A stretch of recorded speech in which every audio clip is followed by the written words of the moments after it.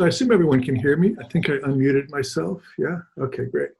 So I want to thank Barbara for the introduction and really thank all of you guys for coming. It means a lot to see familiar faces and to see new faces as well. And that's sort of what this is all about, widening the circle, so to speak. I'm going to begin by reading from a manuscript of prose poems, however, and we'll get to the memoirs and we'll get to the Central Valley at the very end, trust me, but there's going to be a lot of distance to travel before at that point. So this book of prose poems is entitled Anecdotes from the Western Bubble. And I'm going to start with the piece called Uncle Bisbee for Anton Pickle. If Uncle Bisbee were a shoe, he'd be a single, well-worn leather shoe found in the middle of the road. If Uncle Bisbee were a building, he'd be a matchstick shack on a half-lived-on hill with a spark of copper-colored light trapped in the window. If Uncle Bisbee were weather, he'd be closet weather, musty and dank, or magnifying glass weather, the kind that dries up a puddle in 30 seconds. If Uncle Bisbee were an animal, he'd be a goat, refusing to eat anything with the human scent. The last time I saw him, Uncle Bisbee was standing barefoot in his rickety kitchen with a bushy beard, showing me a piece of art he had made from the ashes of a burned manuscript. "Listen to this," he said, pointing at his dusty stereo. "It's a recording of desert monks singing the old nihilism in mono." And this is Banjo Sam. If only we hadn't plundered so far south of the bloodline, the bone line, the rhythm versus melody line.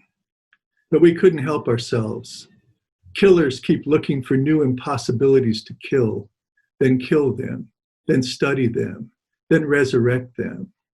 Don't hoot and play, don't shoot and pray, don't leave me alone in the dusty palace with the Paris sessions blaring. I'm blaming my sad misfortune on a cruel black woman. Why didn't she love me the way she loved the other white boys? Now come here, make haste. Old Feelgood has a smile on his face. Call me Banjo Sam, the erotica man. Oboe, trash can cymbals, elegiac trumpet. Put me in a prison museum on the equator, where equating anything to anything can never explain what I am. And this is Eyebrows Over America for Oliver Bills, who might be online, I'm not sure. America will kick your ass, and mine too. We're finished, done, like a mafia don with an E for extraneous tacked on to the end of his title, no longer swelling out of the orchestra pit like a cinematic cowboy with a finely lit jaw. You can ink that or smear it, it doesn't matter. Once the kids start wearing camouflage and the trumpet blasts from evangelical bird-brained born-agains rat-a-tat-tat through shopping malls, all that's left is mop-up and relocation plans. I can't stop thinking about the old camper I saw in a museum, the one John Steinbeck drove to get away from his own time's madness as fast as four wheels could carry him. The last piece I'm going to read from this manuscript is Ode to Santa Cruz, beach town near here, for Lou Harrison and Other Music. Other Music was a music ensemble. Okay, Ode to Santa Cruz.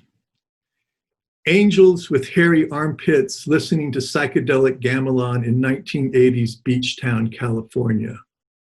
One-size-fits-all redwoods, libraries beyond the surf, University of shaggy music lovers, sea creatures with artificial hips and false knees and hair so luxurious they make movies about it.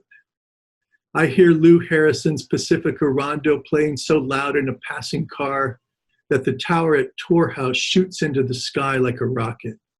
Santa Cruz, oh, Santa Cruz. I have a Lou Harrison beard and very little to show for it. Nothing like his music for miniature Chinese percussionists who sneeze into their elbows and sit like fading ink characters in rice paper surf, who worked on the railroad like Harry Parch and Jack Who Cares a Whack.